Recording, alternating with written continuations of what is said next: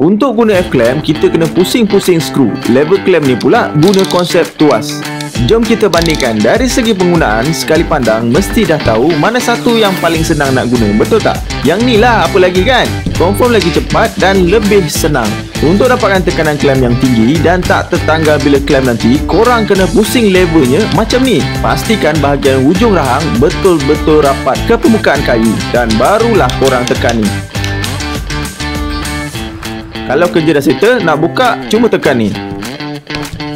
Dari segi jangkauan clamp, kedua-dua clamp ni mempunyai jangkauan yang sama, iaitu 8 inci atau 200 mm. Bahagian ni lupa nak tunjuk kat korang sebelum ni. Mesti korang terfikirkan macam mana bahagian bawah kedua-dua jenis clamp ni tak bergerak bila kita clamp. Sebenarnya dekat bahagian tepi rod clamp ni ada mata jeriji kecil. Fungsinya untuk mengunci rahang clamp supaya tak bergerak. Makin kuat clamp, makin tak bergeraklah bahagian bawah ni. Dari segi bahan pula, F-clamp 861 ni rahangnya dari besi, manakala Duratec 640 ni pula dari plastik. Untuk bahagian rod sama dengan F-clamp, rod clamp ni pun pakai besi. Dari segi kekuatan clamp, F-clamp 861 jauh lebih bagus dari lever clamp ni. Kita jumpa lagi pada video seterusnya.